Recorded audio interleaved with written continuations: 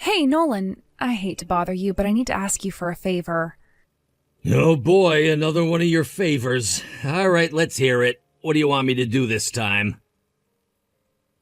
I just got a last-minute reservation from a client for an appointment at 4:30 today. I'm gonna have to do a bit of work on her hair, too, so looks like I'll be getting out a bit later than usual. And that leaves the problem of picking Amy up from school. Do you think you could go to the school to pick her up when school gets out? Of all the things you could have asked me to do. Sorry, babe, I really don't feel like doing that. Come on, Nolan, don't be like this. It's just for one day. Can't you pick her up just this once? Alright, I'll do it. Get off my back. What time do I need to pick her up? She's got practice for the school choir concert after school today, and they sent out a notice the other day saying that the kids would be at school until 6. Are you serious? 6 o'clock? You think I could just slip out of work anytime I feel like it? Sorry, Helen, I have way too much to do to waste my time picking her up from school. Really? Can't you finish up early or something? You said your client's coming in at 4:30, right? That gives you a whole hour and a half to finish. You should be able to pick Amy up with no problem. You're just doing makeup. Just put it on as quick as possible, then be on your way. It's not like they'll need you after that's done. We've talked about this before, Nolan. The makeup staff can't leave until the photo shoot is totally finished. I have to be there in case something happens to mess up her makeup. It's just a quick shoot for a new model's portfolio, so I don't think it'll take too much time. But when you factor in cleanup and everything, I'm pretty sure it's going to go well beyond 6. Okay, well, Amy's got her own key, doesn't she? Why can't she just walk home? It's not that far. I mean, we leave her alone at home all the time, so what's the problem? Didn't you hear the news? There's been an increase in crime in the area she has to walk through on her way home lately. The school has been asking parents to pick up their children directly from school when possible. So I really don't want to force her to walk home alone. Oh, good grief, you're watching too much TV, Helen. She'll be fine. It doesn't get dark until like 7:30 these days, so she'll be able to see everything just fine. It's not like she'll be walking through a bunch of dark alleys or anything. She can take the main roads where there's a lot of people around. Well, sure, that's true, but aren't you the least bit worried about her? I'm not worried in the slightest, and you shouldn't be either. She's not a little kid anymore, Helen. She's in the 1st grade. She's practically an adult. She can take care of herself.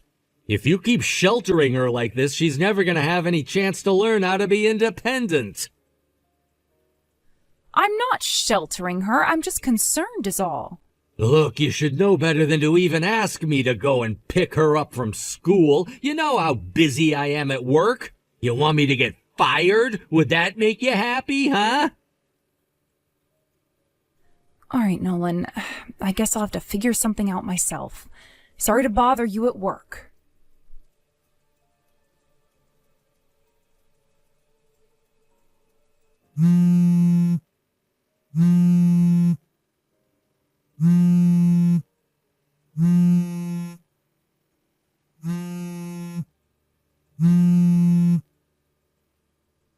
What? What do you want?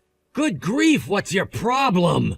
I thought I made it clear that you're not to call me at work ever. I'm way too busy to deal with whatever stupid garbage you want to bother me with right now. So whatever the problem is, figure it out yourself. At work? Are you working from home? You never told me anything about that. Now hurry up and unlock the front door right now. I know you're in there. I can hear you talking. Open the door, Nolan. Wait. You're at the house right now? Yes. Why do you think I've been trying to call you all this time? Oh. Didn't you have work today? Yes, but I came home early, hence why I want you to open the door. But why? Because I got a call from Amy's school, which is something I wanted to tell you on the phone, but you wouldn't answer me. Amy slipped and fell on her face during gym class. Oh, is she okay? Did she get hurt or something? Yes, she did. She broke one of her front teeth. So I went to pick her up and took her over to the emergency room to get her looked at. They had to pull out the rest of the tooth, but they said it wouldn't be a problem since it was a baby tooth anyway. There was no damage to her jaw or skull or anything. Well, why didn't you tell me about that sooner? What do you think I'm doing right now, Nolan? And for the record, I know how ticked off you always get when I call you at work, so I decided I'd wait until after work to tell you. I didn't feel like getting yelled at. I've got enough problems this afternoon already. Well, then you should have contacted me after you got out of the hospital. I'm not that heartless. Of course I'd want to know if my daughter got hurt like that. Don't give me that garbage, Nolan. Remember last summer during the heat wave when Amy passed out playing in the backyard? She was in the hospital for overnight observation, and you didn't care one bit back then. I called you in the afternoon because I thought you'd want to know, and just like you did now, you got mad at me for calling you at work. Hey, that is not true. I was really worried about her back then. That is all beside the point. What are you doing at home, and why did you lock the door chain? I was feeling a bit under the weather, so I went home early, that's all. I was so out of it when I got back, I must have put on the door chain without even thinking about it. When we couldn't open the door, Amy went around to the backyard to see if the back door was open. It was locked too, but when she came around to the front, she heard some strange voices coming from inside the house. When I went back there to see for myself, I found that, she wasn't just hearing things. There definitely were some strange voices coming from inside. What kind of strange voices? I think you know. Voices that you'd ordinarily have to pay $5 a minute to a 1-900 number to hear. Uh-oh. And I heard what you were saying very, very clearly. You seemed like you were enjoying yourself. Did you hear just my voice? Not that there was anyone else in there with me. No, all I could hear was you. Oh, okay. But like I said, I could hear everything you were saying loud and clear. Oh, yeah, baby, you like that, don't you? What's that? You want me to tease you a little more? Hey, come on, knock it off. Come here, my little kitty cat. Purr for me, baby. I'm gonna take you to heaven, girl. It was secondhand embarrassing to hear you talk like that, seriously. Okay, I get it. You don't need to say anymore. My little kitty cat? What kind of woman would actually enjoy being with someone who uses such cheesy lines like that on her? And not to mention, I can't believe you actually brought her into our house, into our bed. What is wrong with you? Get a room, literally. Did Amy hear everything too? All of it. Every last word. Fortunately, she seemed pretty confused, so I think she's still too young to understand what was really going on. She asked me, Mommy, did Daddy buy us a cat for a pet? I don't want a cat, I want a doggy. What am I supposed to tell her, Nolan? Would you like to explain it to her, or should I? We don't need to explain anything to her. In any case, I think it's safe to say I don't need you to tell me what you were doing in our bedroom just now. Now hurry up and open the door. We have a lot to talk about. But I don't get it. I made sure to lock the doors. How did you guys hear me from outside? You left the back bathroom window open a crack. We could hear everything from there. Oh, crap. I forgot to close that. Even still, you must have been having a lot of fun to be that loud. Tell your friend that she should try and keep her voice down a little bit more. You're going to bother the neighbors. My friend? What would you prefer I call her, Nolan? Would you prefer mistress? Oh, how about home-wrecking slut? Skank? I'm actually rather partial to bitch, actually. Hey, you can't talk about her like that. Well, I don't know her name yet, so how about we start there, Nolan? I want her full name, right now. I'm going to figure it out eventually, so there's no point in you hiding it from me. Spit it out. Hey, what's going on with you today? Why are you being so assertive? You've never stood up to me like this about anything before. Oh, I am so terribly, terribly sorry to offend you, Nolan. You'll have to forgive me for being a teensy-weensy bit angry to find out you've been cheating on me. It brought out a side of me that I thought I'd left behind. Huh? Let's just say when I was in school, I went through a bit of a rough phase. I was young and foolish. You know how that goes. Rough? What do you mean rough? There was a group of girls in my hometown that would go around and get into mischief. And you were in that gang? Actually, I was the leader. But I put all that behind me once I graduated high school. Or at least I thought I did. How come you never told me about any of that before?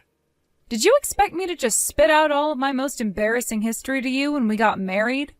And besides, all the other girls in my gang have moved on too. They're living normal lives.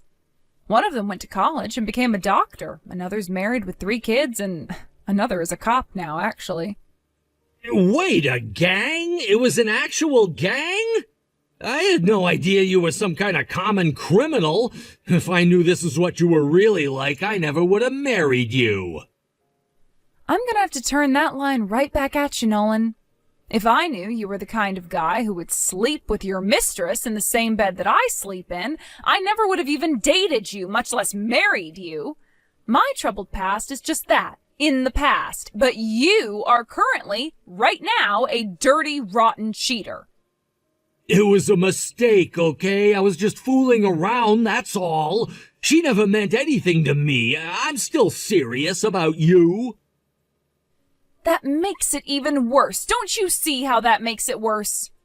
Don't worry, though. We'll have plenty of time to discuss all the details of how serious you are about me and her.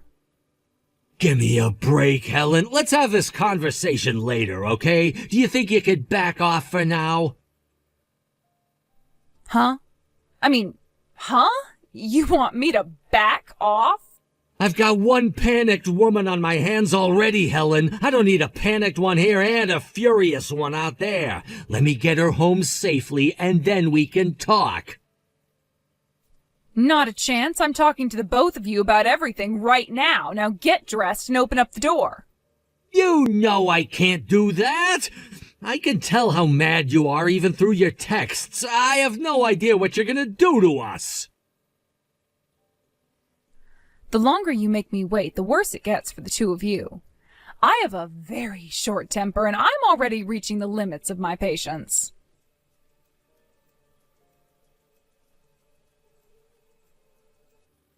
Helen, seriously, knock it off. Stop shouting like that. Don't you see all the neighbors are coming out of their houses to see what's going on? If you want me to stop, then get over here and open the door. Give it up, Nolan. You're not getting away from me. I have every intention to keep this up for as long as it takes for you to do as I say. This is insane. You've gone insane. Please, Helen, stop with the shouting. Aren't you embarrassed? After how much I've already been humiliated by you, going a little crazy in public is nothing to me. I will get you to open this door one way or another. And since you won't answer your phone, the only choice I have is to give you a piece of my mind from right here on the front porch. But think about the impact this is going to have on poor Amy. Are you really going to hash out all our problems like this in front of our daughter? I'm not a sociopath like you, Nolan. I've already taken care of Amy. I took her over to one of the neighbors' houses to have them look after her. I gave her some headphones and a tablet, so I bet right now she is fully engrossed in whatever video is going viral on YouTube right now. So you're not going to use her as an excuse either. Open up the door, Nolan. But all the neighbors are watching. If I come out right now, then everyone's gonna see me. You might be fine with humiliating yourself in public, but I have an image to preserve.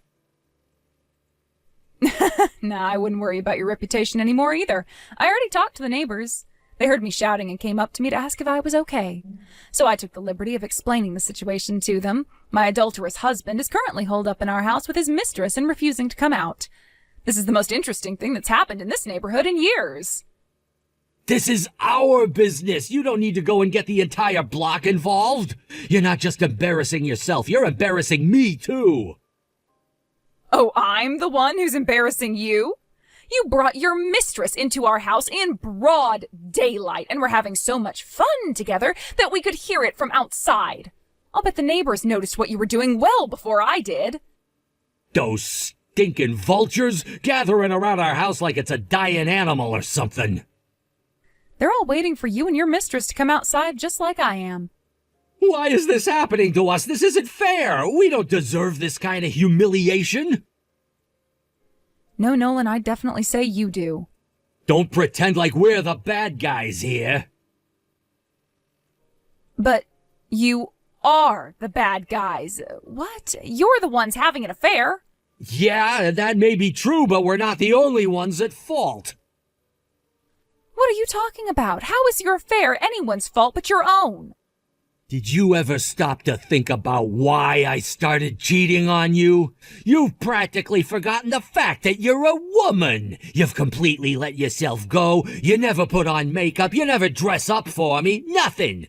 Our love life is about as lively as the Sahara Desert. You can't blame me for being interested in other women when you haven't done anything to keep me interested in you. Get it? This is your fault, too. Nolan, how badly do you want me to beat you right now? I wish I'd never married you. There are billions of women on this planet, and I had to pick you. I knew I should have held out for longer before marrying you. You were the one who proposed to me, remember? Oh yeah, I remember. That was the worst mistake of my life. And it didn't take me very long after we got married to realize that. It's just that once you got pregnant, I figured I was past the point of no return. Huh? So that's how you felt about me? That's interesting. So to you, Amy and I were only getting in your way, huh? Seriously, what are you getting so upset about? So I cheated on you a little bit. So what? That's not such a big deal. I'm a man. I have needs. You should respect that. Uh-huh, I see. Well then, I see now that I'm going to have to resort to more drastic measures. I hope you're prepared for what comes next.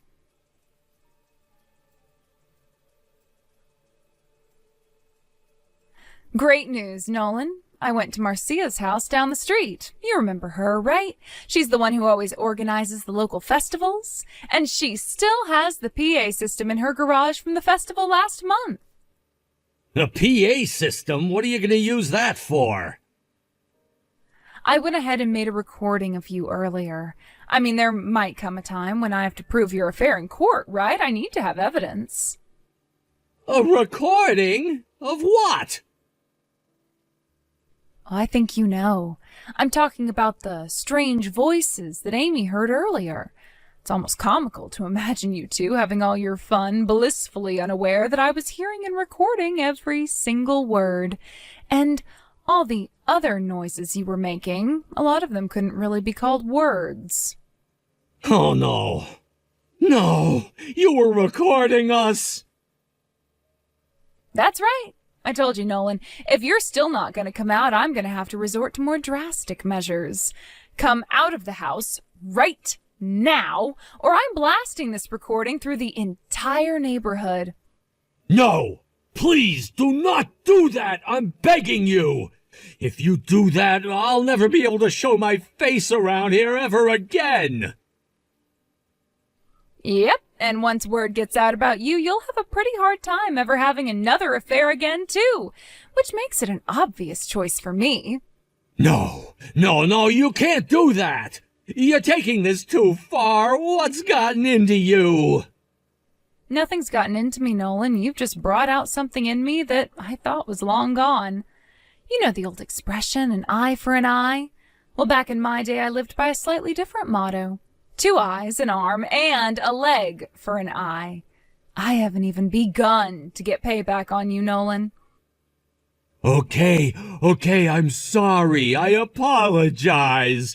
I was wrong to cheat on you. I'm the worst husband in the world, so please don't play that recording. I don't know. You did basically call me ugly a little bit ago. I'm sorry for that, too. I didn't mean it. I was just angry. Be that as it may, I am still pretty angry. Yeah, that's just not good enough. I can't let this go. If I don't get some kind of revenge on you, I think I'm gonna go insane. I'm very, very, very sorry for everything I've done and said to you. I don't know what I was thinking saying such terrible things to you. I was wrong, really wrong. I didn't mean a single word.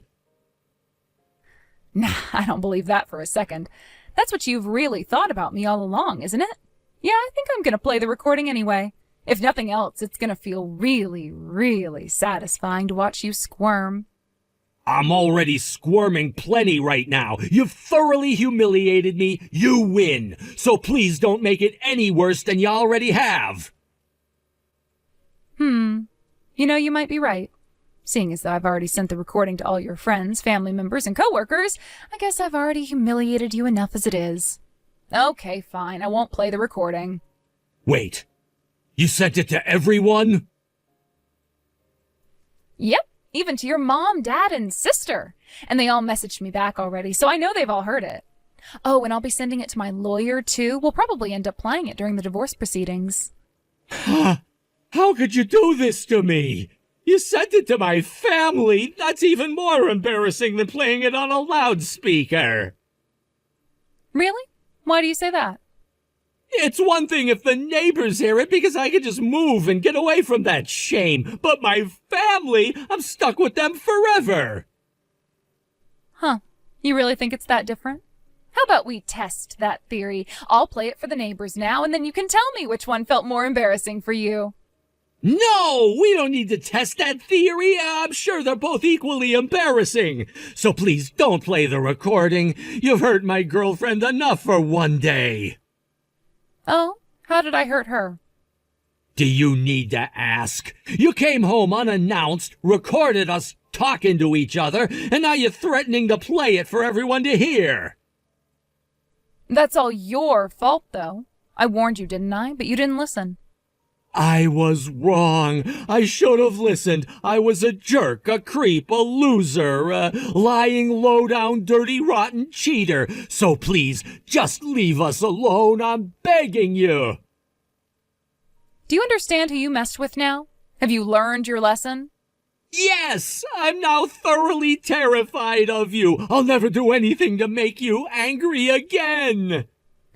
How pathetic. You talked a big game when you were getting it on with your girlfriend, but now you're the one bowing down and kissing my feet.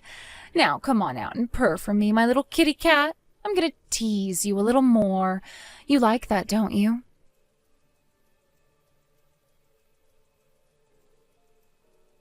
It took a while after that for my husband and his mistress to finally come out of the house. I guess that the one thing he wanted to avoid at all costs was me playing that recording on the loudspeaker. Once he came out, I grabbed him by the collar of his shirt, dragged him out to the front lawn, and made him apologize for disturbing the neighbors. His mistress came out at the same time and did some apologizing of her own. The neighbors were absolutely loving every single minute of it. They were all trying so hard not to burst out laughing. The sheer shame and humiliation of being exposed like that turned my husband red as a tomato. Meanwhile, his mistress just collapsed and started crying her eyes out and screaming, "Why? Why?" So I told her, "Because you slept with a married man, you degenerate slut." I divorced my husband as soon as possible after that, and then took my daughter with me and went over to my parents' house. My lawyer was easily able to secure a very sizable judgment in my favor during the divorce proceedings. As much as my husband would like to move out of that neighborhood, he's rather drained after all the legal hell I put him through. So he's going to have to deal with snickers and eye rolls from the neighbors for the foreseeable future.